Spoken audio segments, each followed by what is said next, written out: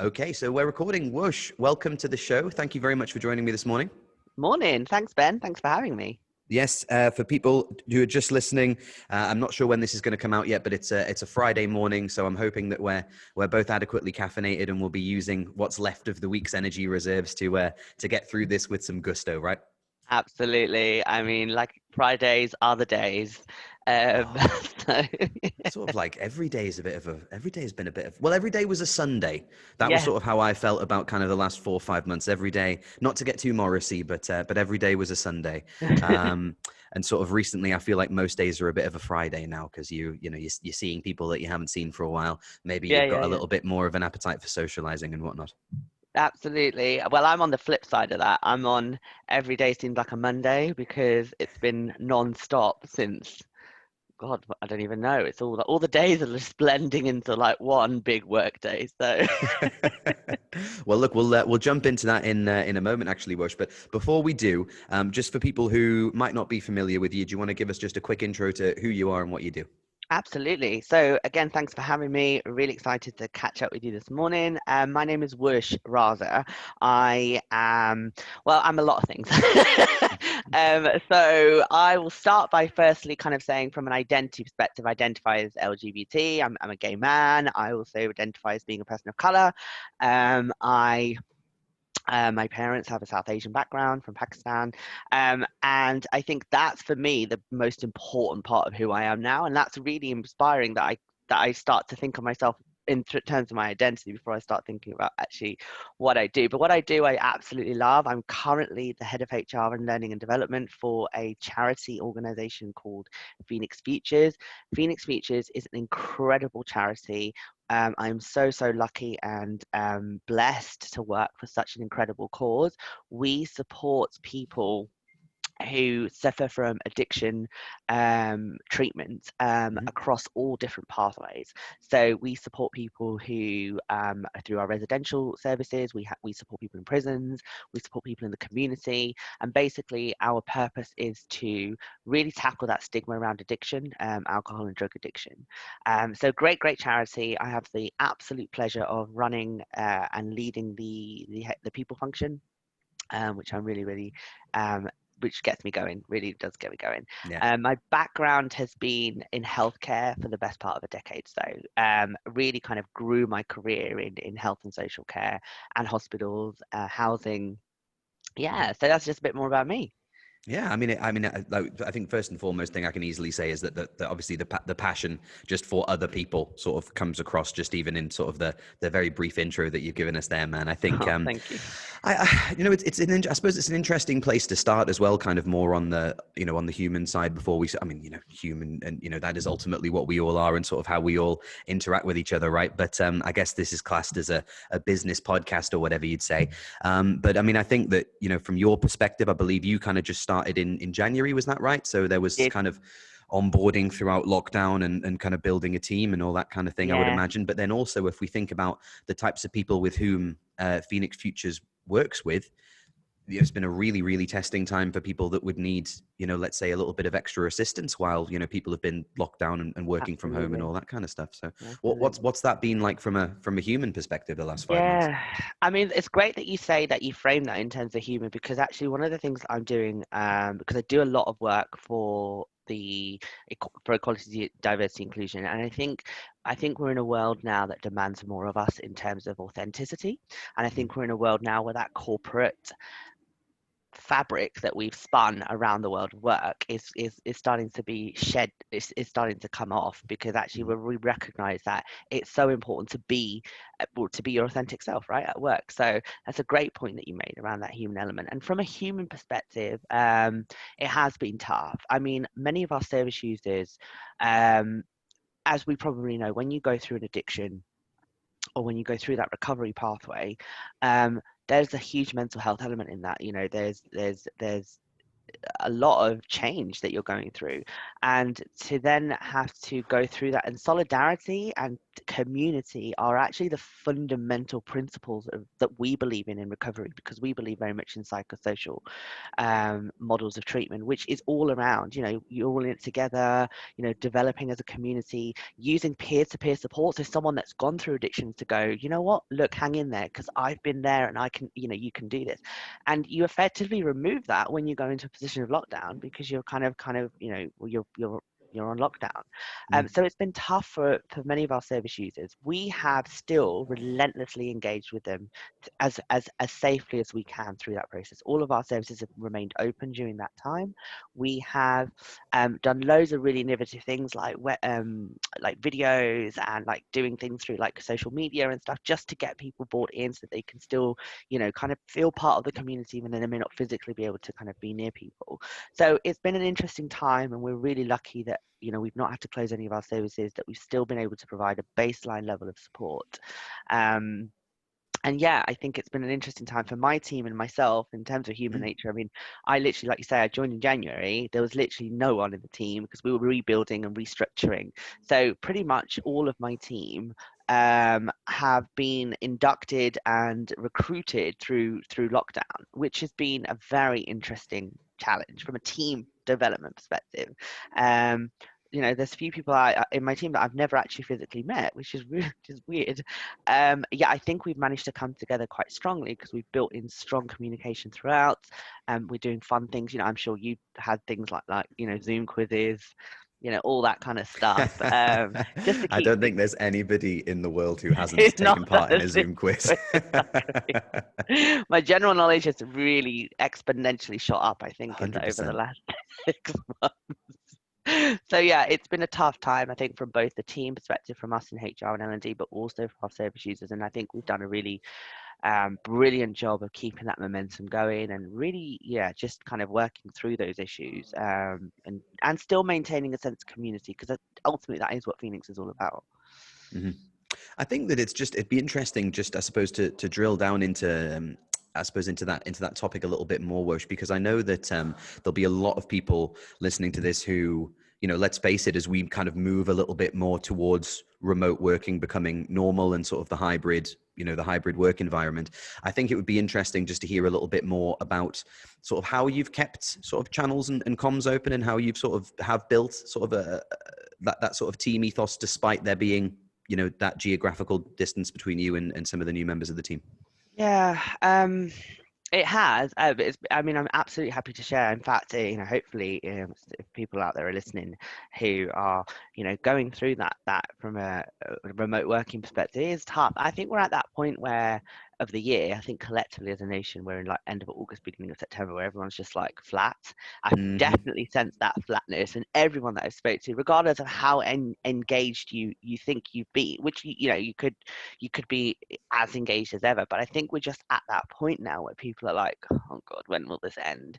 And I think that's, for me, I'd say the starting point of that conversation is for those listening is, and if you do feel like that, because I certainly do, and I'm off next week, is make sure that you're building in that time for you. I think, Yeah. and I've said, people have been reluctant to take leave in my team during this period, which I think a lot of people, because you're at home and you can't fly, you can't travel, um, the joys of just switching off from your working environment. And actually, even if that's physically, things like I've got my working from home space next to my bed. So what I've done in psychologically is, when I had a few days off, is I literally put my laptop underneath, so physically I couldn't wake up and see my laptop. And it was little things like that that just made that I needed and still do. So I think the first and foremost is make sure you're looking after yourself. Well-being for both a team level and an individual level is absolutely crucial right now. Listen to what your body is telling you, listen to what your mind is telling you, do things that take you out of the environment that you're in all the time. Because with working from home, I think that statistically you work longer. We know that people, taking lunches, you lose the travel time. So there's all of that to consider. Some of the things that we've done in the HR and L&D team, specifically around kind of getting us together, were so we did where we tried to do safely social distanced kind of a face-to-face meetup, which was really nice, and that was earlier on in the summer when lockdown had lifted, and that was a lovely way of just kind of being with people, but in a non-work setting. So just Yep. literally it was in Greenwich Park, and it was just really lovely. That's nice. We regularly meet weekly. Now I know that Zoom fatigue is real, like, and I'm sure you probably can speak to I'm that as very well. grateful to you for coming on this Zoom-based interview. I mean, literally, I think the question has been to switch my video on or not to switch my video on. And I think Yes. what I would say is I know that there's positive intent from managers out there to be like, I really want to be that person for my team. I really want to help my team come together. But don't make an expectation that they always have to have their video on all the time, because that's exhausting, man. And I think that's something that I've certainly felt is, you know, there are times what we've said is it's okay not to be okay, and that's been the founding principle of our team. So we've shared mental health stories. So I've shared about where I've been feeling low, and that's opened the team up from a leadership perspective to then go, actually, you know what, I'm not okay. And those conversations have been really important for us. We've made a rule to be like, look, it's flexible, so turn your video on, don't turn your video on, it's fine. We scaled back, we did that daily thing, and then we went to weekly, and now we're doing fortnightly, because I think it's important to communicate and connect, but also just to give people space that they're not feeling that they have to wake up every day to be on a meeting.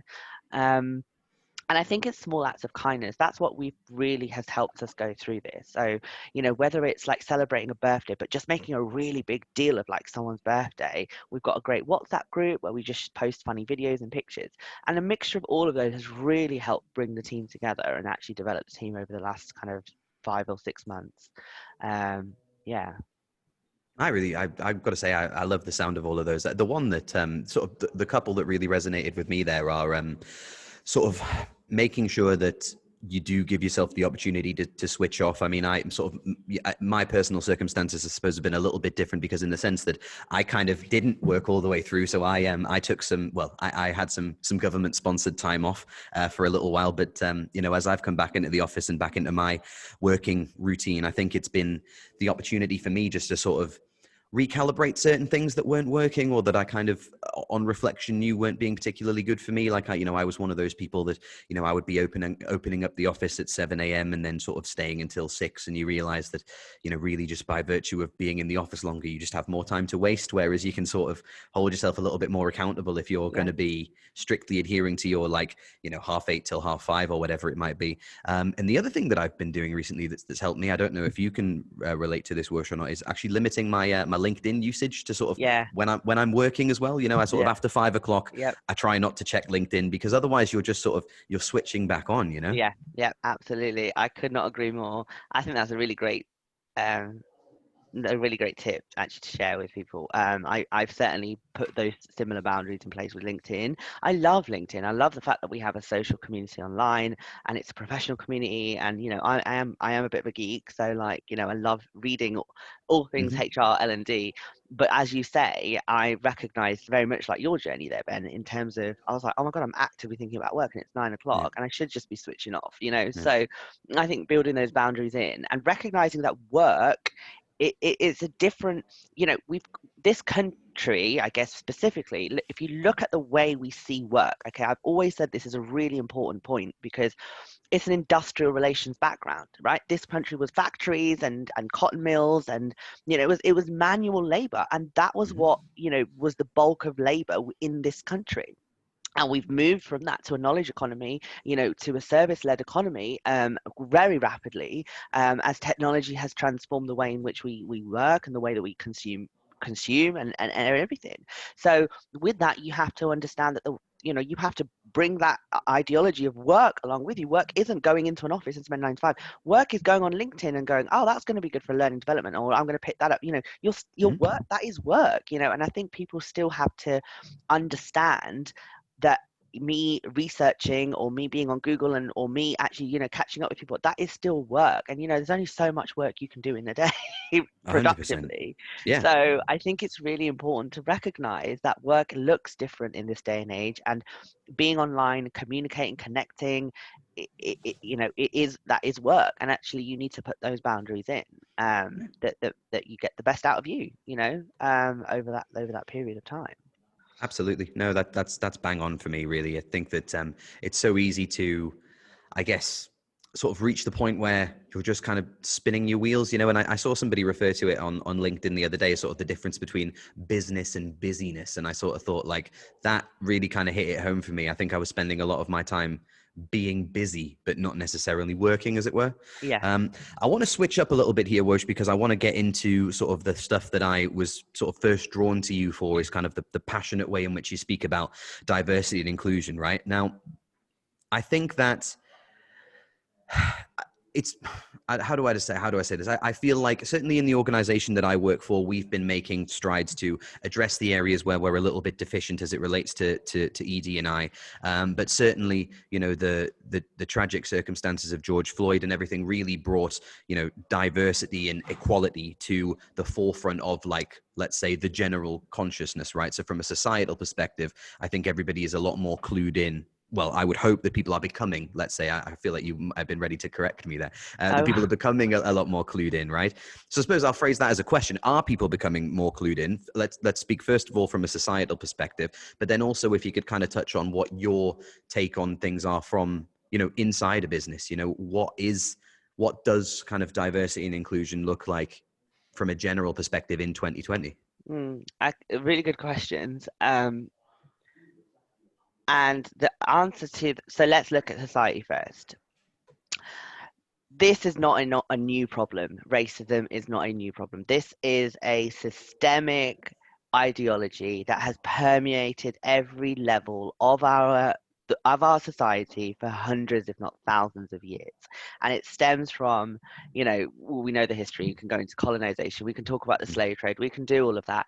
But actually that is, I think the fact that it's been such a deep root part of our identity as a human population for so long means that it's not gonna, I'm very skeptical of people going, oh, we're heading in the right direction. It's too soon for us to say that. It's too soon for people to go, oh, I'm woke now because I know the struggles, because I've spoken to a black person, because because I've read a book. Great, but it's not. And please let me be supportive in this dialogue as well. I respect allyship. I think that people who are making the time to educate themselves and listening, good on you, and carry on doing that. But it is way too soon for us to make any sweeping statements that we've solved the problem or we're in the right way. We don't know if we're in the right way. I mean, our political society, look at the political infrastructure on this planet right now. We're at a war between two huge ideologies, one based on, inclusion and acceptance, and another one fiercely defending, for want of a better word, traditional, kind of heteronormative makeups. So I don't think we're anywhere near getting to a point of even being able to analyze, are we heading in the right direction? What I will say though, is this year, for me, in my lifetime, and I'm mindful my lifetime is a very short span of this whole issue, but in my lifetime, I feel that this year we've seen the most authentic reaction and the most, I would say, a genuine commitment from what's happened in with George Floyd and the Black Lives Matter movement. Mm-hmm. And I think for me, and I'm sure other D&I professionals can agree with me here, we all welcome that, of course, because there's a genuine element of I really want to be part of this solution here and I want to make the world a better place. Great, but we're also really concerned about the performative element of this particular issue. So putting a black square and posting a black square and or putting hashtag Black Lives Matter, that's enraging for me if you're not necessarily doing the work within your organizations or wherever you are to actually find that deep-rooted systemic racism and dismantle it, and that takes time and that takes effort and it takes energy and it takes uncomfortable conversations. So I think what I'm seeing is we are having more uncomfortable conversations. We are being more authentic about it, which is a great starting point, but it is just that. It's a starting point to continue the conversation. And as we know, there are some topics that become sexy and, kind of in fashion, and then something else happens and we kind of then and then in 3 or 4 years time a big serious issue happens again. We're like, oh god, this is still happening. Yes, it's still happening. Racism is still happening. People are being killed for nothing, no other reason than the fact that they're black. So I think what we need to do here, both points here. This is applies to both the questions that you just asked there, Ben, from a society perspective and from an organizational perspective, is continue the conversation, build it into your processes, build it into the dialogue, build it into the narrative of your organization and who you are, build it into the DNA of what you stand for and your values, and keep talking about it, keep inviting people to share their experiences, and keep measuring, what you're doing, so that it's a constant conversation that doesn't die away when the next person, unfortunately, God forbid, but if the next person, then, we have another global incident of that scale.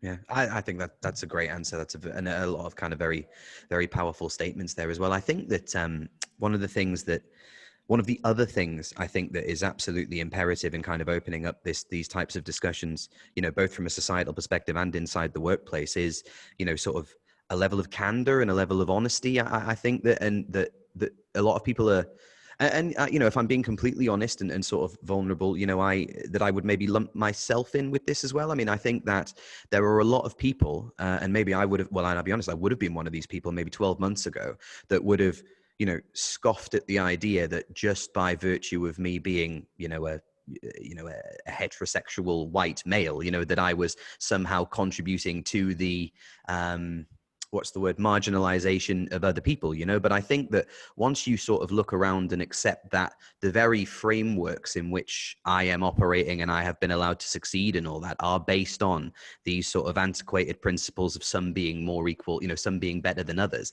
that's kind of when it's a little bit more eye-opening.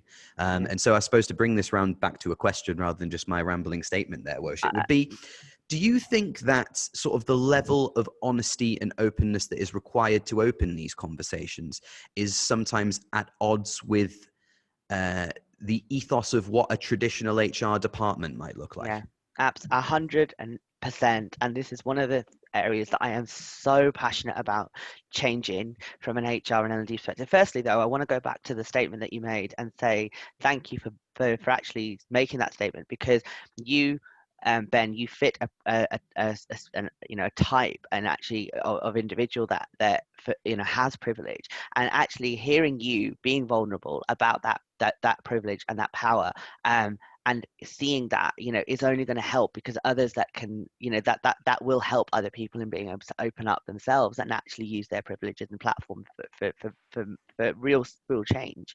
So thank you for, again, that vulnerability that you've just demonstrated, and that honesty. And I think it is about honesty. We have to be honest in this issue. The problem is we are polite about race, and the problem is we can't afford to be polite about race, because by being polite about race, we're skirting around the issues that we really need to be talking about. So just wanted to pick up on that point, and I think great statement. HR and Ellen, yes, let's talk about HR now. I am super passionate about being an authentic person in HR. It's such a weird situation. Firstly, let's break down the profession. Human resources has the word human in it, right? And actually, we have desensitized from that human element in the very way in which we dispense HR service in organizations. So we've based it on employee relations. We've based it on, actually, the Equality Act doesn't necessarily help strengthen that, because actually the Equality Act creates an environment where people feel they can't talk about those protected characteristics at work. So we can't talk about race, we can't talk about age, we can't talk about sexual orientation. People are fearful of talking about that from a compliance perspective. So we've created a culture where I don't think HR is having an authentic conversation and genuine conversation with not only the organization that the HR department serves in, but with ourselves. And we're then now seen as the experts, because as with every human issue or ED&I, it's like, oh, well, let's just move that to the HR department. I really struggle with that, because ED&I is not a HR issue. It's an organizational issue. It affects everyone, and it shouldn't have to be led by a specific department. It should be an organizational wide initiative.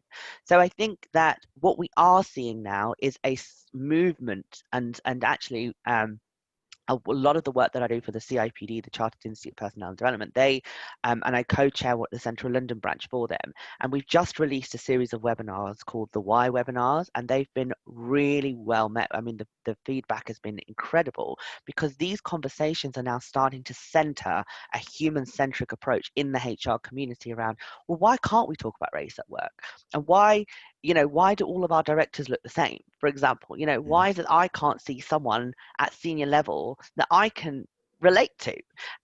These questions have to be asked, and HR has a pivotal role in that, because they have a position of privilege within their organizations, right? So for me, it's about, okay, how do you unlock that particular part of because we have a natural tendency in HR, and I'm a HR practitioner, so I can say this with full confidence, is that we have a natural tendency to go, right, let's box it in, let's make a policy, let's make a process, let's write out everything. You can't regulate human behavior. You can't legislate that through a policy. You can legislate that through cultural change. You can do a lot of work by being, by engagement, so employee engagement. There's a lot that can be done from a learning and development perspective in terms of offering that support, offering training, but it has to start with us recognizing that we have to be more authentic in that issue in ourselves. And actually, Ben, one of the things that, groupthink is real. So, we know we know that groupthink it can again be best intentioned, but if you're not mm, having people in that conversation that are representative of the workforce or the customers that you support, you're never really going to innovate to the level that you need to on this issue. 67% of HR professionals are white women. And I think that's another element to consider when it comes to HR's responsibilities towards ED&I, and the element that we need to really start to build on in terms of developing a more diverse portfolio of HR practitioners who can then take this issue forward. mm. Do you think in a lot of ways then that the responsibility lies, I suppose, on the existing practitioners to sort of, I guess, open it up a little bit and maybe be a little bit more communicative rather about the opportunities that lie within it, and sort of what what an engaging and fulfilling career it can be? Because it's been it was put to me yesterday actually, and I kind of likened it to salespeople, and as a filthy dirty salesperson myself, I feel sort of comfortable in saying this, that very few people sort of embark on into sales as the thing that you want to be when you're a kid. Do you know what I Yeah, mean? yeah, And yeah. even at university, or college, or not, as the case might be, you sort of, it's something that you fall into, and then you find a passion for once you're doing it. And it was put to me yesterday that that is probably still quite a common phenomenon in the HR community as well. And I wondered if Yeah. that was something that sort of chimed with your opinion. I think when I first started in HR, I would agree much more so that a lot of the people I met early on in my HR career were like, "Oh, you know what? I'm a PA. I was the PA for a director, and actually then these tasks just kind of got given to me, or I Hmm. was an administrator in a more general setting, and actually then I'm just responsible for this, and this." And so a lot of the people I met very early on in my career were people who, as you say, fell into the profession. I fell into the profession, so I didn't know what I wanted to be honest. I just knew I wanted to. I mean, I was in my 20s. I just wanted to go out and have a good time, Mm. and I wasn't necessarily thinking too much about my career. I mean, I was in HR from about the age of 17, 18, Uh-huh. so that's kind of what's contributed to me progressing in it. But actually, as soon as I realized what, again, the fact I could meet with people, and people opening up to me just because I had the title, right? So Yeah. I had HR in my title, and I had people sharing the most sensitive parts of themselves, and that was an honor for me. It was a privilege, and I didn't know why I deserved for them to come in and shut the door and go, "Whoosh, I've got this really big issue that I need sorting." And that was it was the power of, I guess I was drunk on that kind of, wow, okay, this is what HR is. It's about the fact that I saw the honesty and authenticity, that it's coming to the department, which Yeah. propelled me to want to develop a career in it, because I thought I can use this to help people, and problem solve. And I think that's a lot of the skills that a lot of practitioners, can relate to. We want to help people. We want to solve problems. We want to be that trusted advisor. So again, yeah, I think where I started my career, there was a lot more of that. Now I must say, we've done a lot, and I do think there's a lot of attraction in now coming into a career in HR. I do think it's marketed and it's profiled probably a lot more Oh, strongly. However, definitely. with that being said, as you say, Ben, there's still people that fall into it, and want to progress into it. But yeah, I think we can do a lot more. I think what we need to do now is that diversity piece. So when I started in HR, I didn't see anyone in HR that was gay or a person of color even, Hmm. and I'm really doing a lot at the moment to champion senior HR L&D professionals who are from underrepresented groups, so that people coming into the profession or considering a career can see people that actually look like them, or that they Yes. can relate to. So I do think we need to do some more work in HR and L&D in that space, but I think we're on the right track. Yeah. I would agree with that, and I think to sort of I suppose to couple that with the point that you made earlier, that it needn't sit with HR as just being their responsibility. And again, sort of if I look at my role, as it were, and the things that I can control, because if you look around sort of our organization, we are an organization that is 100% committed to equality and diversity and inclusion, and yet we will be the first company to admit that as a tech startup, we are primarily white, straight guys, and so we're looking for ways in which we can remedy that and bring in different voices and different experiences into the company. I suppose my question would be, what is my responsibility as an employee of this company? Is it something that I should be directly challenging? Should I be sort of putting things forward to the SLT that we really need to get a move on? And I suppose beyond that, I liked your point about championing things. Is there something that I could do to try and raise our profile amongst maybe some, and I don't mean, I'm saying underrepresented because I can't think of a better word, but like, underrepresented, backgrounds and communities and things like that, to sort of get the word out about us.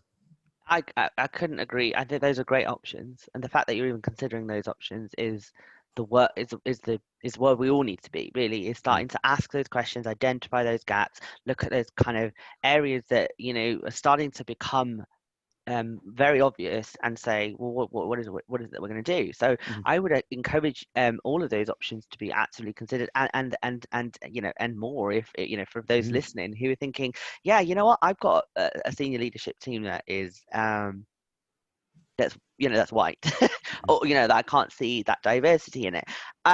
It's hard because I think for a senior leadership position, or like when you're tackling, okay, senior leadership and career progression and things, it's a really uncomfortable space to kind of go, especially if you're working, because we still have, no matter how far we say we've come, we still have a hierarchical element to any organizational running, right? So there's still a Yes. seniority that you have to be mindful of.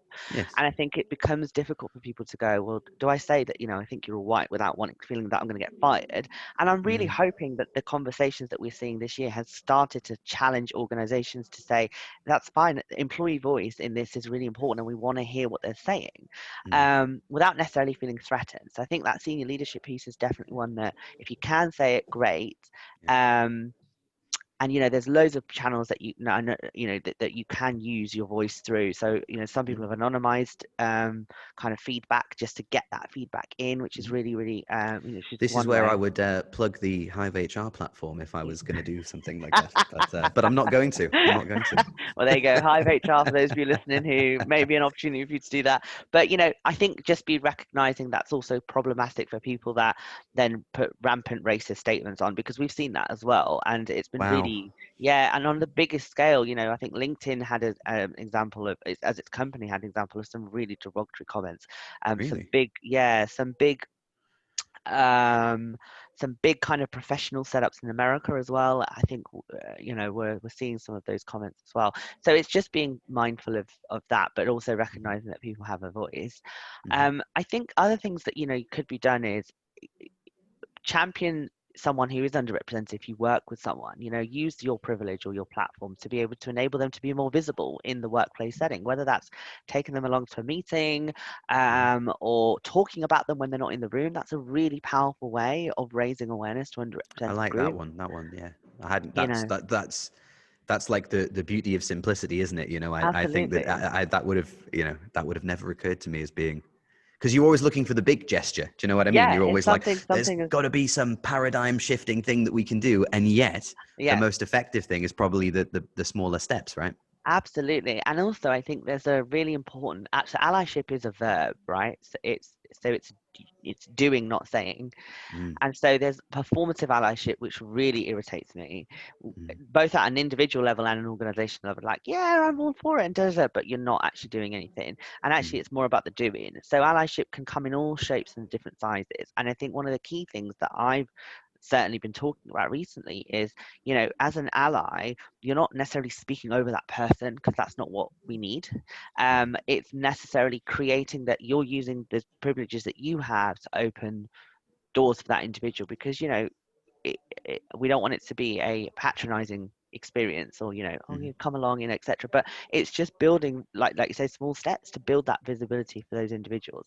If there's a sector so it sounds like from your organization perspective, you're asking yourself, how can I attract and recruit more diverse candidates? Is go out and look for them. They are there, mm, 100%. And it will have to, I think what you'll need to do is, from a talent acquisition perspective, is that there's a lot that can be done in that space, which is, you know, uh, targeted advertisements, being really visible on this issue on your website, showing your commitment to being mm, diverse, profiling individuals that are diverse within your organizations who are happy to do so. But also it takes work, because for years, that oppression has manifested in people of color and, black people, um, not necessarily um, thinking that those opportunities are available to them because of years of systemic oppression. That's not going to go away overnight. So if you're going to open that, open yourselves up to becoming more diverse, it mm, takes the work of going out there and saying, look, you know what, we want more diversity. This is how we, this is why we want it. And those kind of messages will be so powerful, and they will get you, because the talent is out there. We have a diverse talent pool in this country alone, but the talent is mm. out there. It's just working out how you go about finding it. And I think with regards to the talent being out there, in today's world, for those of us who are, let's say, embracing, the times and moving with them, that, it needn't be anymore that you're going to be, having to get a job in the city that you're working in. I think that the world has become a lot smaller, or I'm hoping rather that the world has become a lot smaller from a recruitment and employability perspective as well. So the Agreed. opportunity certainly is there. Yeah, absolutely, it is. And it is about thinking differently about where you're targeting it. Like you say, geographical differences, hopefully, like you say, it should become a smaller issue. Mm, Um, but we've seen the government's U-turn decision on A-level results, and the initial and a decision around, grading it in line with, your region and your performance in your area. Well, that contributes to a systemic culture of again, oppression and of lack of opportunity, mm, which we're trying to break away from. So don't necessarily, like I say, challenge your, now unconscious, I hate the word unconscious bias, because bias is bias at the end of the day, mhm, whether you know you're doing it or not, bias is there. So I think it's about recognizing that in the recruitment and hiring practices, you may, without even knowing it, you might even just jump to, okay, I want to go to this job board, or I want to go speak to this uni, or I want to do this. And when you find yourself thinking like that, just catch yourself. That would be my advice, is just step back and go, okay, that's how I've always done it. Where have I not gone to? What have I mm. not done? You ask yourself the what's have I not, you're able to find the gaps, and you're able to then target the talent appropriately. Brilliant. I mean, that certainly answers the question that I was going to ask, which is sort of what is something that sort of I, or the listener as the individual, can do to sort of try and adopt a more inclusive mindset, let's say. And I think I could honestly, I could do this with you all day, Woosh. But we'll finish up with one question, because I appreciate you've got other things you need to be getting on with today as well. So I guess the last question is, for the practitioner. Not to exclude anybody, but this is ultimately in for them, for the practitioner, for the business owner, for the MD, the CEO, whoever listening to this. What is sort of a quick win, for want of a better phrase, that, you know, any company can introduce to take a positive step forward with regards to inclusivity? Oh God, what a question.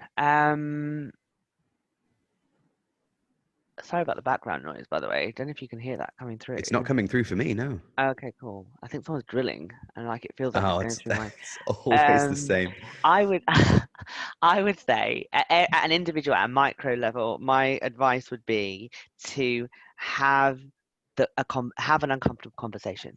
Hmm. If you're not having an uncomfortable conversation, and I've had many, as a person of color and as a queer person of color, you kind of think, so people are like, oh, you know, it's not just a white versus black issue at the moment around race and diversity and inclusion. It's not. It's about different marginalized groups supporting each other and understanding about each other. And you Hmm. can't do that until you have an uncomfortable conversation where you look, where you look, where you explore those Hmm. issues, explore Hmm. those biases, do it in a way like you say, in that you mentioned earlier, Ben. I think you said really, really well put about, doing it in a way that feels safe and feeling that you're able to do that, and the fact that you just shared your own thinking on this podcast is an example of that. Have that uncomfortable conversation. So if it's one uncomfortable conversation, I now get excited about an uncomfortable conversation. I know it's happening, I know it's coming, and I'm like, I'm ready for it. It's an Because opportunity, right? absolutely. And I'll give you an example of an uncomfortable conversation. My family, I mean, I've got I'm at my parents right now. So they're going to be like, because I'm just visiting them for the week. But, there's a real anti-blackness culture within the South Asian communities, actually. And that's something that I've been exploring recently. And it's really been uncomfortable because effectively you're challenging parents, having those conversations with my parents about, well, colorism, for example, in Pakistan, where my parents are from, there's this culture of fair and lovely being like, the lighter your skin tone, the more privilege you get, the more you're well regarded, the more you have access to education and healthcare. It's bizarre. The darker skinned you are, you normally end up with the lowest paid jobs and all of that kind of stuff. And there's still a culture of that in Asian communities, and we're not white. Mm. So there is a lot of work that we all need to do, and it starts with having an uncomfortable conversation. So my advice would be, have that uncomfortable conversation. Find an area that you don't know about or that you need to talk about, and have that conversation. Excellent. Well, I think that is, I mean, that is the one. I think that's the one that anybody, any organization could adopt, whether it's a focus group, whether it's a Google Forms or a Survey Monkey, or, whether it's a more advanced HR platform that allows for anonymous and confidential conversations amongst the workforce. Naming no names, of course. Woosh, I'll leave it with this. For anybody who wants to hear more from you, hear more about these fantastic webinars that you're running with the CIPD, for anyone who is, a practitioner who is thirsty, let's say, for more authentic and honest communications, how can people best get in touch with you? Please follow me on my LinkedIn. I'm even though we've got the boundaries we talked about earlier, I am pretty kind of on the ball with LinkedIn. I will also happily share contact details, but drop me a message on LinkedIn, Yeah. as a starting point, and I'll definitely be up for anyone that wants to listen, really. Hey, fantastic. Woosh, thank you very much for your time, and I look forward to doing this again soon. Thanks, Ben. Thanks very much.